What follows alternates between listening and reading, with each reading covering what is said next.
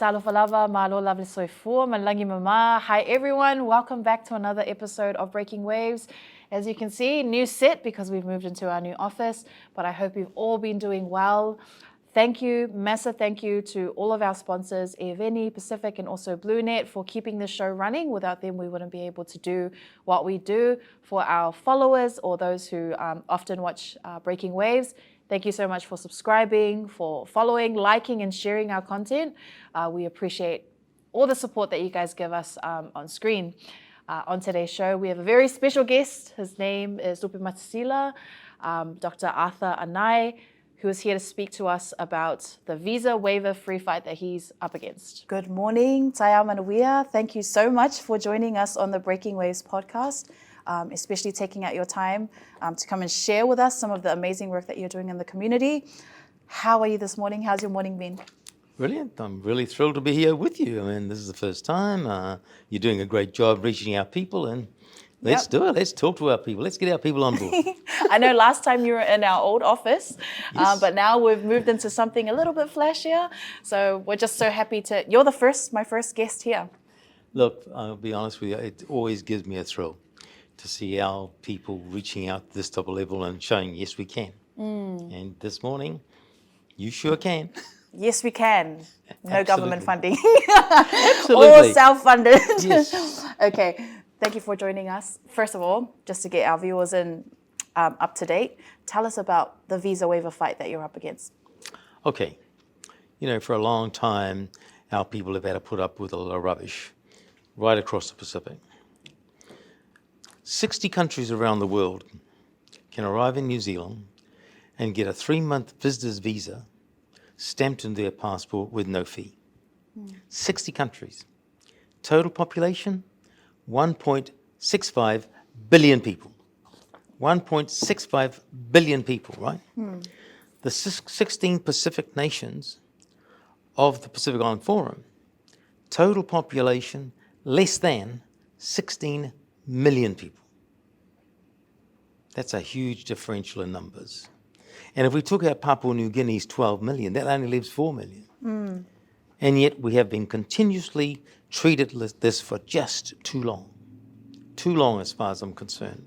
You know, last year when we started battling for the Samoan citizenship case was when I found out that the office in Samoa of New Zealand Immigration only opened for 1 hour per day.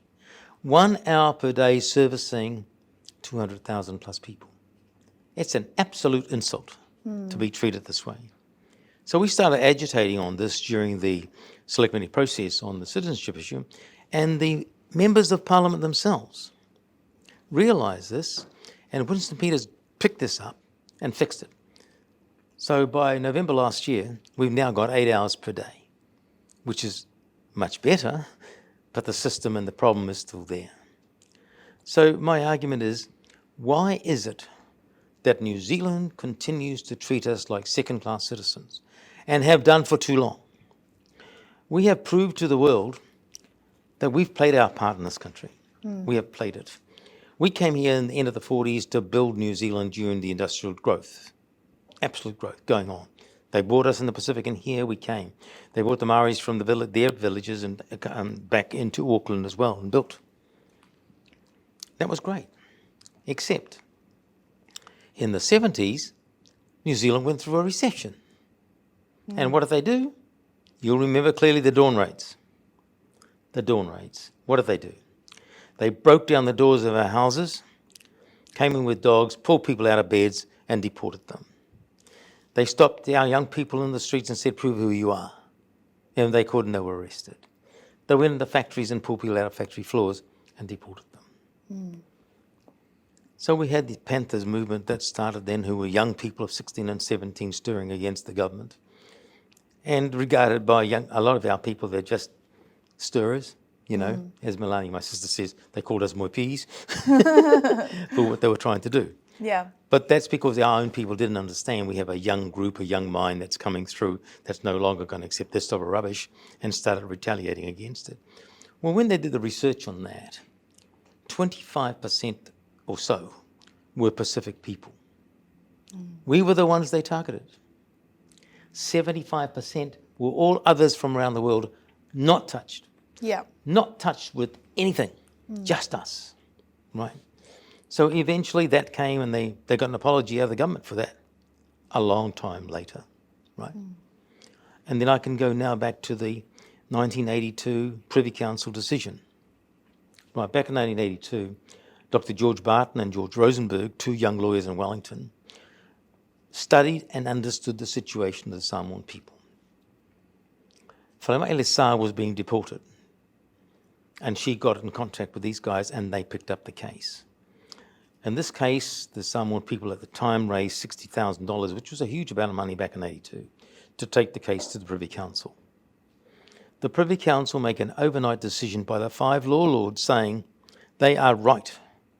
Those Samoans born between 1924 and 49 are British subjects and automatically became New Zealand citizens on the 1st of January 49. Well, when that came back, the Rob Muldoon national government of the time and the opposition reacted against it and closed it down.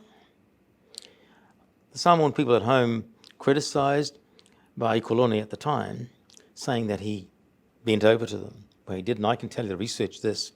Vai said to them, we accept the Privy Council decision, and was told point blank by Muldoon, no, we don't. And so they canned it there and then. And they had a protocol and things in place. 42 years, we walked in the desert waiting. 42 years. 27 years, I raised it and fought for it then. And this is what I did in I think it was 1997. I asked the National Party caucus to allow Dr. Barton to talk to them and tell them how wrong they were. And he did. Just went in one ear and out the other ear. They didn't give a damn about it. And nothing happened, right?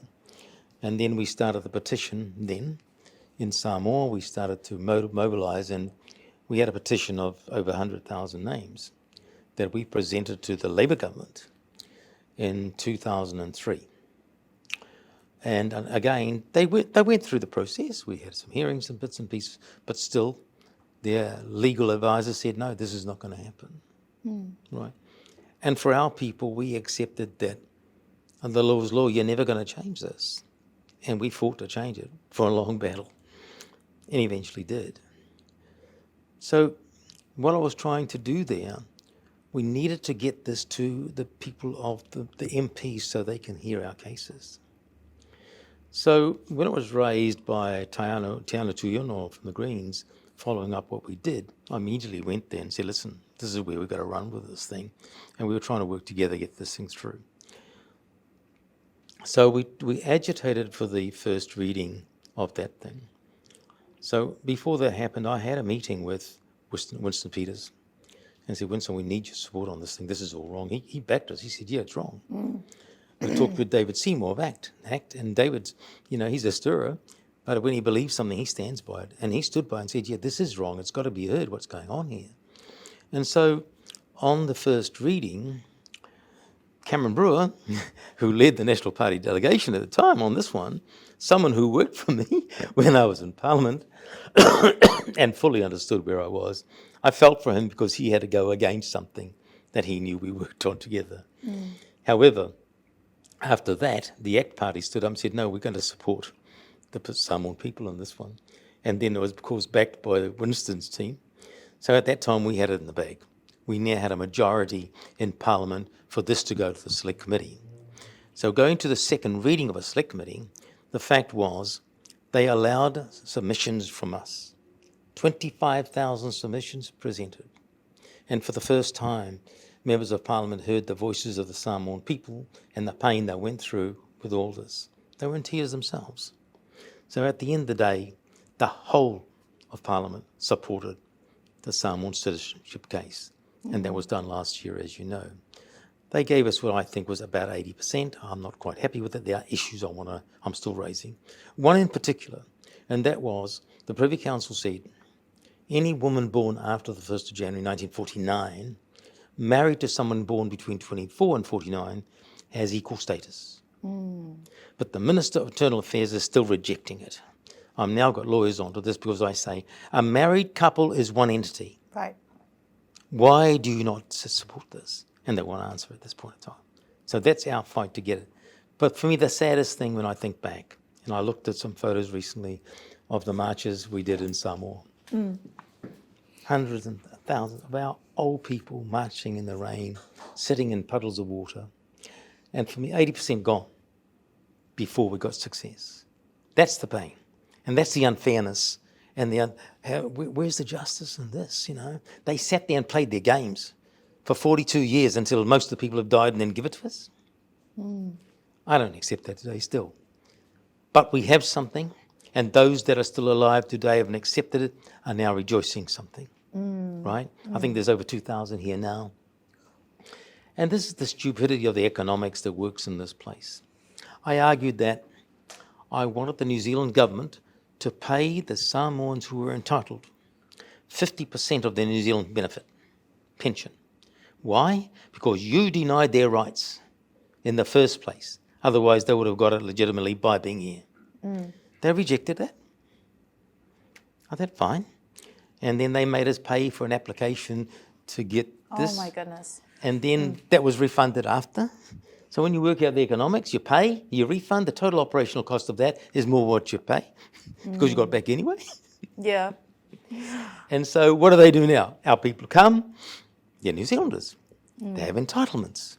So they get an emergency benefit and they get hospitalisation and they get everything. And when you calculate and add those numbers, it's more than 50% of what I said in the first place. And that's to say, well, you know, these bright officials, highly educated, PhDs from university, I think they bought it from Woolworths. Because they don't know how to apply it. So that's my sarcasm towards him. It won't stop, guys. You keep on getting my way, I'll be here forever. You've clearly expressed how hard it is, you know, just to get things moving in governance when Samoans are demanding what they just rightfully deserve. It's such a fight. And I mean, we have the Treaty of Friendship. Samoa and New Zealand's relationship has been very interesting, isn't even the right word. It's been unjust. That's how I would describe it. Tell me about the Treaty of Friendship. What are your thoughts on it? Well, I've said before, I'm going to say to you again, written on toilet paper. Having said that, there is a document there. And the most important document to me is the protocol. Now, the fault, I can't blame New Zealand directly on this one. The fault lies with us. Our governments have not exercised their rights as per the Treaty of Friendship, as per the protocol. Us as in the Samoan government? Samoan government. I blame them for this. They didn't exercise it. When it came to citizenship, they said it was a done deal, you can't change it. And the issues are there. So I can tell you this much. The protocol is very explicit, and it says, at any time, Samoa or New Zealand can raise issues to be rediscussed. We haven't done that. And there's one failure about us being Samoan, is that whāloalo governs everything. And because of whāloalo that they're giving us a lot of aid, they haven't used the protocol to raise the issues that need to be raised. And so people like us on the outside, we've taken the battle and we've taken the fight to get justice. And we're not stopping. But, you know, I'm very confident having a discussion with Lauli. He's totally supportive of everything we've done. And as I said, look, I'm here at any time you want it. But now that he's in the box seat here, he has to use the protocol to say to New Zealand government, this has been sitting for too long. We've taken too long of this and too much of this. Let's get this right now. Let's get it right now. Tell us about how you previously tried to approach the previous governments of Samoa. What was the process? What was that like for you? I want to know, because it's really important for youth who are passionate about these spaces of what they're going to deal with if they get to this level of influence. Yes.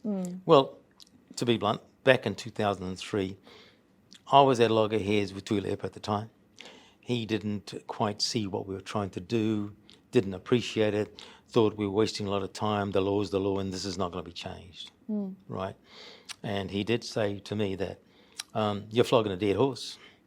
And I said, and Mr. Kilfongi rang me and I'm said, going to cut that one. yeah, and Mr. Kilfongi rang me and said, look, geez, you're hard. I said, why? He said, that was his 60th birthday and you said that to him. I said, well, he created it, not me. But one thing, I'll give him a huge credit now. Yeah. He saw the light. He rode my dead horse. and supported us. I love that. Okay, at least he came around. That's a good Absolutely, thing. he did. And eventually he saw it and fully understood what this was all about. And the motivation was there, and started to see maybe there is a light at the end of the tunnel. Because he himself went through the problem. He came here with his submission. New Zealand Immigration gave his son a hard time to get here, and he wanted his son to come with him to assist him. So all that was starting to come to a head. So, look, with all my sucky comments, I've got to say, I give him credit. It takes guts to admit you were wrong and come on board. And that's what he did. Right? I give him that. Then this all started, and I started to go backwards and forwards. I was trying to see Fuimaono, never got the opportunity about it, because I'd heard from Winston. He said, look, you've got to sort this out. She is scared that there's going to be mass migration from Samoa if you persist with what you're doing. I said, there's no mass migration. She's got to understand this. And I wanted her to understand me, but we never got the opportunity to have that discussion. I went to Samoa twice, paid my airfares, accommodation, everything else, to see if I can get into the Pulingu'u's meeting. Because our strength in Samoa, from where I was coming from, lay with the Pulingu'us and the Mafukanga Kinga. They could have taken the forms to the villages, signed all the petitions, and got it back, and we would have had 100,000 again now. I was denied twice by the CEO of the Minister of Foreign Affairs, saying you've got an appointment, blah, blah, blah, and all this. And I said to myself, hold on, first of all, I'm not a government coming to negotiate.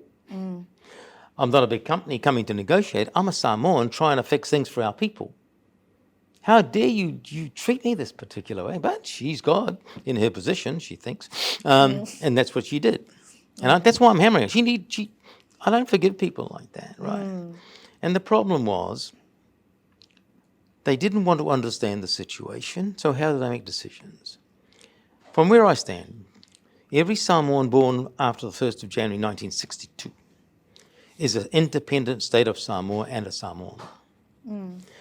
The argument we've been fighting for has been to do with the British involvement of us back between 49, where they said we're British subjects. And that's what we were. And the Privy Council, the highest court of New Zealand, said that. So that was the group we're working on and getting their documentations and everything in place. Got nothing to do with anybody born after the 1st of January 62. New Zealand government rejected heirs of those between 24 and 49. The Privy Council decision backed heirs.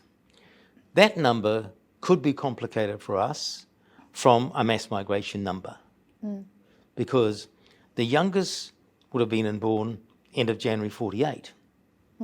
Wouldn't have been married until 25 years later, and heirs after that. There lies the problem, and that hasn't been accepted, and I'm not pushing that, because I also have a concern about mass migration of that group. But for what they're on about, they never understood the situation, and they just rejected us. So I think we're on a new wave of success right now. Laoli's right on board. He understands the situation. He understands that he's now sitting in the seat to use the protocol and all the things to do what we need to do for Samoa. There was always two misconceptions. Our respect for the aid that flows in, and what is our rights. Aid is what all governments around the world do to small nations in assisting them. We say thank you and we accept it, and what we should be doing is probably saying we need aid for this and that and everything else to be done. And we don't do that. I'm going to give you two examples that happened. I'm trying to think back. First one, we had a power crisis last year. Our government never asked New Zealand or anybody for aid or assistance. Never raised. I heard about it and I talked to Winston Peters, and Winston said, I haven't heard about this. So he made some inquiries, and initially he said they weren't interested, and then they came back later. But that's what Foreign Affairs' job is. If we've got a problem, let the nations who support us know so they can help us. They can't help us if we don't know. And recently, dengue fever. I got a clip from someone in Samoa saying, you realise what's going on here? I said, no. I rang Winston. He says, I haven't heard. Give me an hour. He rang back about an hour. He says, you know what? 1,670-something cases since April this year. And then he offered, what can we do to help? So we ourselves fail in carrying out the right thing to do. That's where the problem lies now. And I want Lauli to get away from that. If we've got a problem, we have friends around the world who will help us. They just need to know about it. They just need to know about it. And so another case I heard recently, there is a machine in Samoa that sterilises stuff for the hospital. And they're sharing it between Savai'i and Upolu. How bloody ridiculous can that be? One phone call, and Winston would have found an answer for us. He's our true friend in the New Zealand government. Yeah. And I'm telling all our communities, next year, you have 2 votes. Vote who you want in electorate, but you make sure New Zealand First and Winston gets our Pacific support in recognition for his standing up bravely to back us. We owe him that. Yeah. And I'm telling you, that's where I'm going to go with it, and I'm pushing hard for that. I'm sorry to use this. I'm not politicking. I'm just telling. We'll the have bloody a Winston Peters ad come right now. No. This is just the bloody truth. I'm sorry. No, you're good. You're good. I'll do Please. good for you on that one. Vote for Winston Peters if you guys believe in him and what Arthur and I said. Correct me if I'm wrong on this. New Zealand and Samoa's relationship, I feel like they owe us, our people, a lot. Massive. Are you a believer in reparations? Yes, I am. I'm believing that, well, and put it in simplicity, all the wrongs of the past need to be fixed now. Enough is enough. And these things are fixable with a stroke of a pen. It doesn't need a big debate in Parliament, I'm telling you. You take the visa thing. That's an immigration issue. Now and you know what they've always said to us? Overstayers. That's all they label us as. And my answer to that is very simple. I've said, overstaying is the creation of New Zealand immigration themselves. It's simple as that. Why? If you make it difficult for people to come, they are going to stay as long as they can, because there's no faith in immigration to say they can go and come back tomorrow. Nothing. Right? So they are forcing people into this situation. Over and above that, for our own communities, I wrote to the minister a few months ago and I said to them, we have people that have been made overstayers in New Zealand today through no fault of their own, but because of the breakdown of New Zealand immigration themselves in administering their own work. For example, we created registered New Zealand immigration consultants over 20 years ago.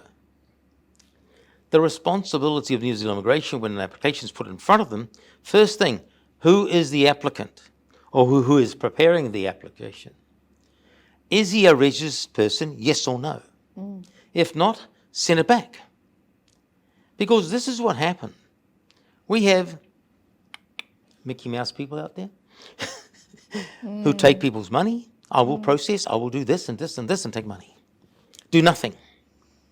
So me as the applicant is waiting and waiting in faith for a consideration that's never going to come. And then I'm charged as an overstayer in New Zealand. And being an overstayer in New Zealand means when I go back, I'm penalised for 5 years to apply to come back. And I've said all those that are overstayers in New Zealand at the moment should be allowed to go back now without penalty, which means clean slate. Go back and they can apply and come back again if they can. That's what we need to do to clean up the overstaying situation of our Pacific people. They have to accept there are responsibilities that are theirs and not the person applying.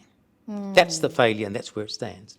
That's such a common thing to happen though, other people doing applications for other people. Yeah. Even if it's not money, if it's just Too much for your pocket, they don't know. Even family to get their, exactly. I mean, let's face it, being sarky about it, but they are trying their best to help, but in reality, they're not really helping. Yes. And that's what we've got to accept. There's a procedure and a process we have to follow, and we have to do that. That's where it is. So we come back and we talk about the visa on arrival. And I've put this on, I've said to them, this is the way I want to see it work. The proviso is this. If you fail to return at the end of 3 months without an application for extension in the system, you will be deported and you're not coming back for 10 years. People say that's tough. Well, let me tell you, I'm not going to let one son of a wreck it for everybody else because that's what happens, right? This is the continuous thing we get about overstaying. And the other rider I've said is this.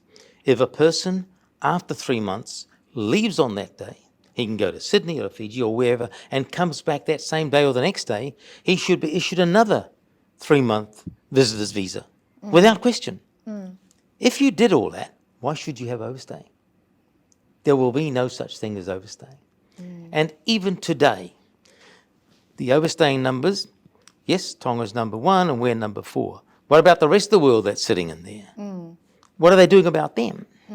Or is it, the brown boys have got to go? Right? This type of situation. Look, I know I don't like saying what I'm saying.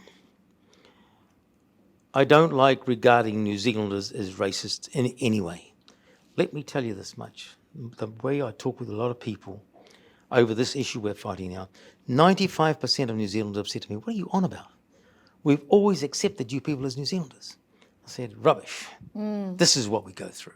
And they are appalled, absolutely appalled, that New Zealand can continue to treat the Pacific this particular way. They are. They really are. And that's why I've got that newspaper full-page ad now asking New Zealanders understand the situation that you don't know as to how we are treated and vote now to support us. Let's hope we get it. How have you, as a person, managed to keep sane after navigating everything happening in politics, the different types of characters? How have you been able to maintain your mental health, to be I haven't stable? got brain, that's good. Oh my gosh, thinking about the amount of conversations, rejections, and all of that kind of gives me anxiety, but I'm young, so these are things that I'm trying to learn around. Tell us. Life is interesting. I mean, as you know, I run a number of businesses and I'm doing those every minute of the day as well, amongst all the stuff we do. But one thing you learn in life, when you're passionate about something, you don't have to read it, study it, it's in here. You know, you pick it up all the time and it just flows. Because for me, it's the right thing, it's the honest thing, it's the truth.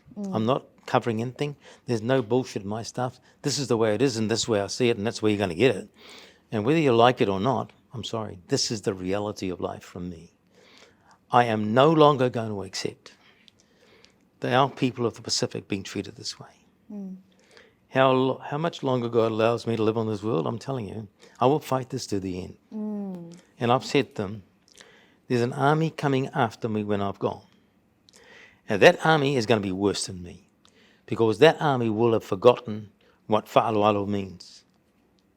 Because the Palangis regard wha'aloalo respect as our weakness. I've been through that politically, I know. Yeah. Right? I know this rubbish. And I said to them, you have got a lot to learn. Wha'aloalo and respect will always win. And there's one thing I will always say about our people, don't ever forget that. It is our future, it is our strength. And we can teach the world a lot about respect. And I've sat there and watched our Palangis do things, man, it is sickening. It is sickening. You know, if I want to have an argument with you, we're not going to argue in front of the public. You and I go in the corner and have a fight. That's it. You know? Yeah. Whoever wins, you have to say sorry the next day. Yeah. No, it's been an interesting life for me since... the saddest thing of me recently was this. Sir James Bolger died. Last week, his funeral was on Friday. I was in Sydney on the Thursday, I think, and I came back at midnight, and I was already booked my tickets to go to his funeral. And I was in Sydney, I get a message from New Zealand, flight at 7 o'clock's cancelled. We rebooked you for the 7:30. Later on that day, 7:30's cancelled, rebooked you for 10:15. It was all over then for me. There was no way I could get to Wellington in time.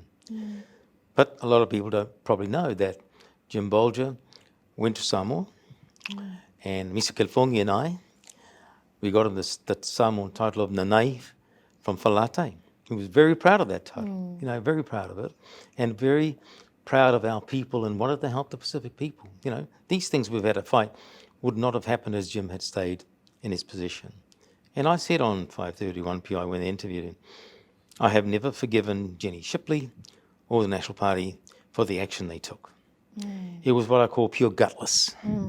The man was in London doing New Zealand government business, and they decapitated him while he's away.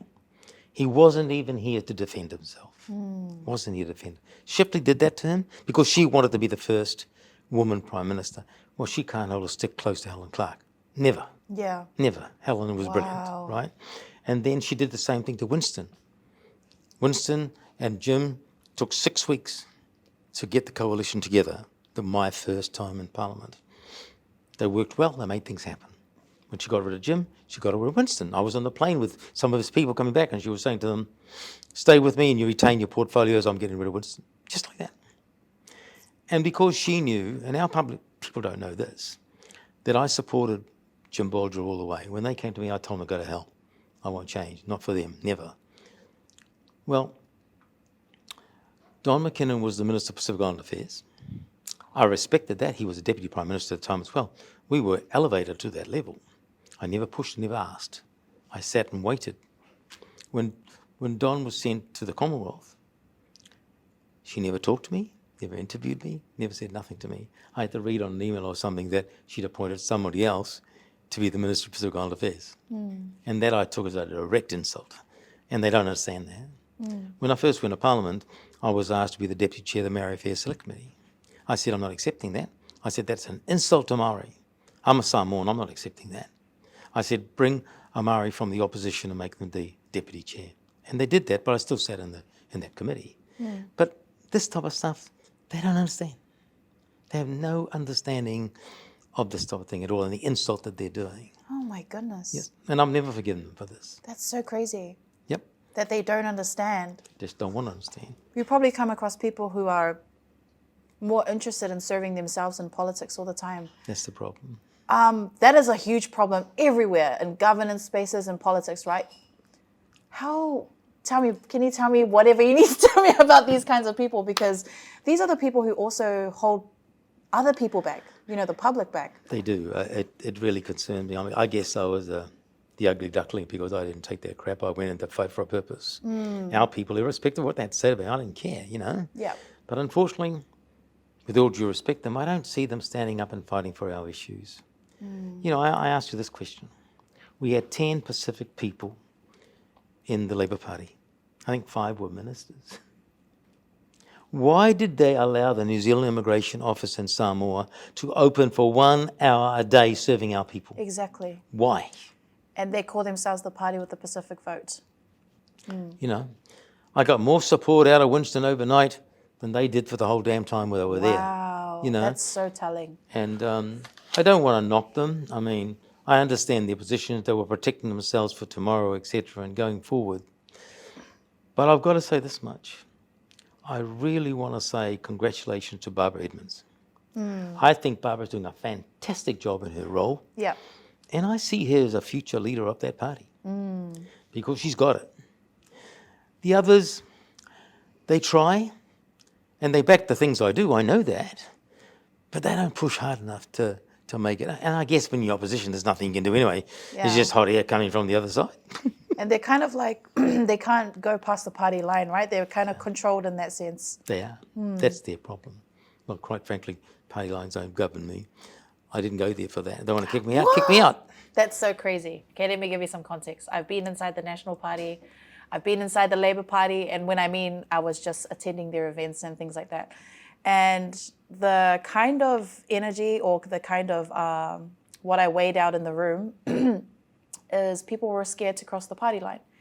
They obeyed the party, the rules of the party, and there was barely any questioning. Yeah. And when I questioned this in the Pacific Blues National Party, they said I was being a whiapoko and that we have to follow the line of people who give the orders, even though my concern was very valid. And instead of addressing it honestly, the processes of how it happened was very poor. Yeah. And I'm always put in these situations where it's like, okay, are we going to do what's right?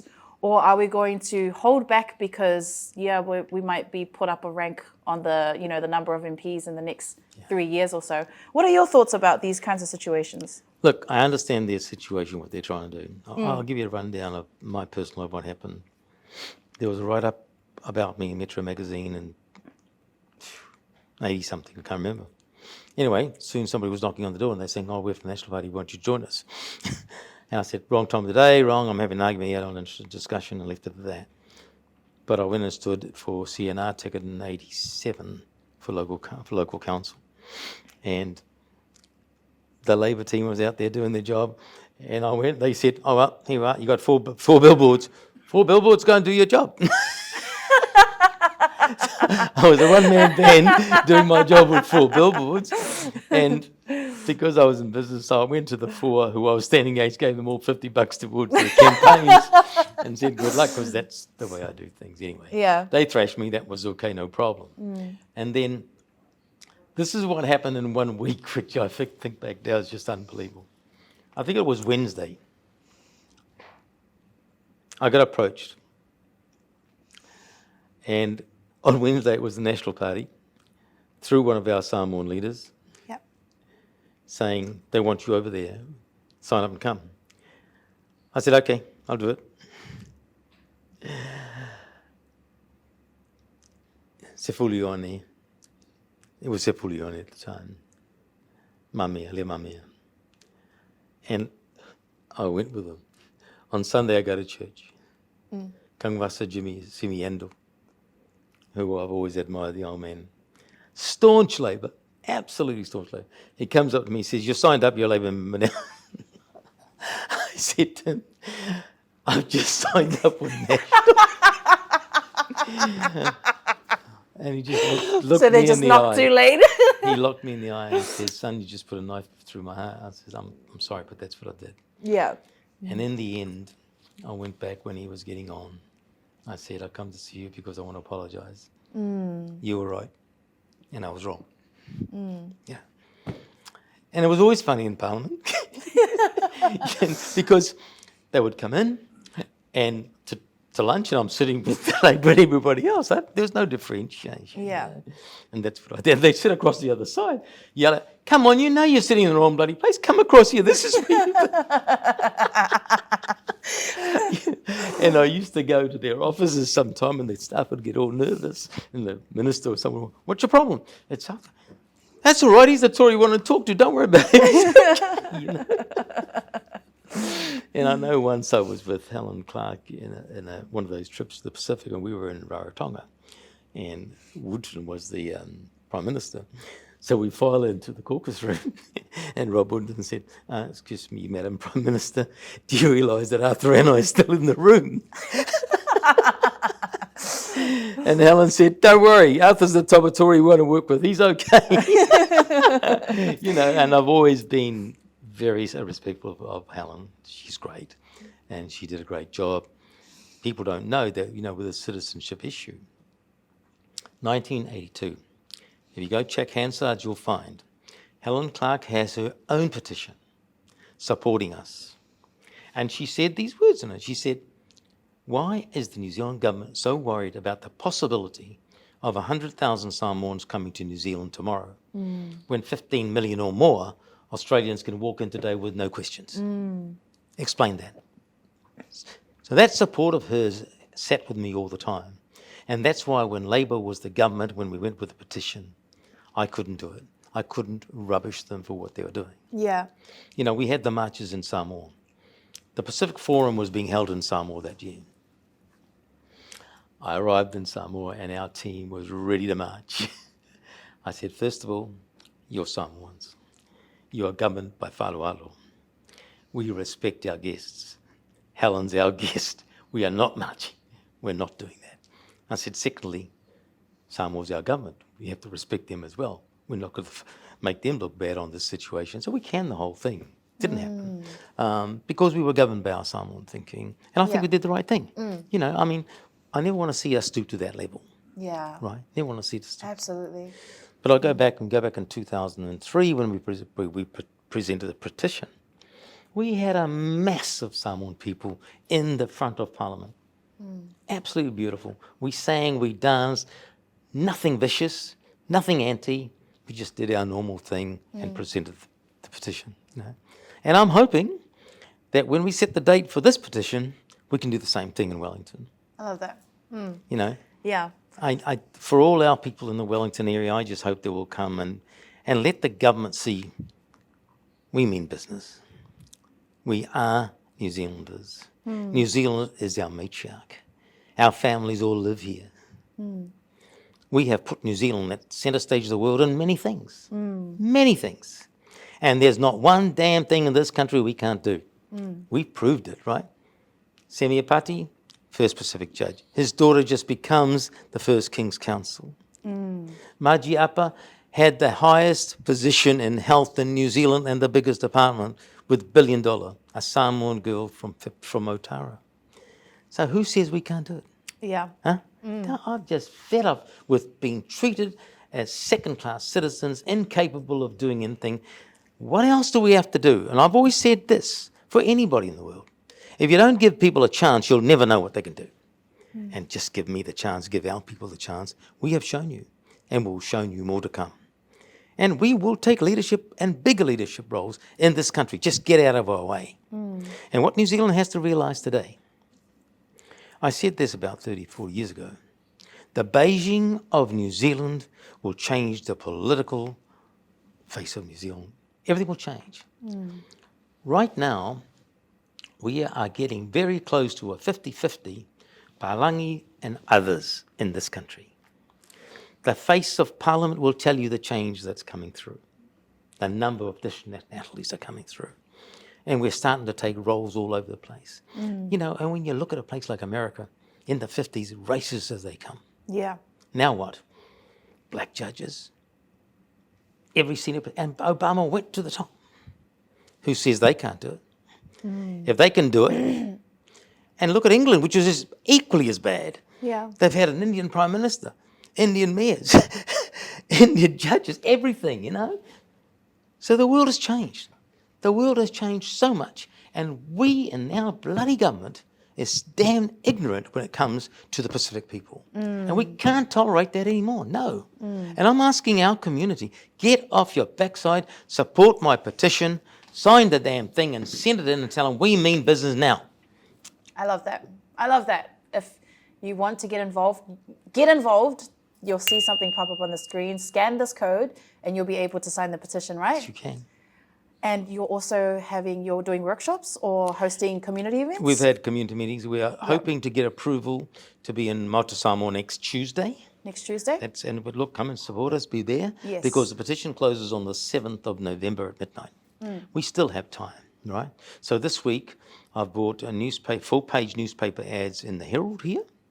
We've got it in Papua New Guinea, in Fiji, in Vanuatu, in Samoa, and I'm hoping Tonga will come on when I get back to the office and ring them again. Yeah. I know. It's extremely important. The biggest thing that some of our people still don't understand what we're doing, you know, and some of our own Samoan people question my team, what's all this rubbish about?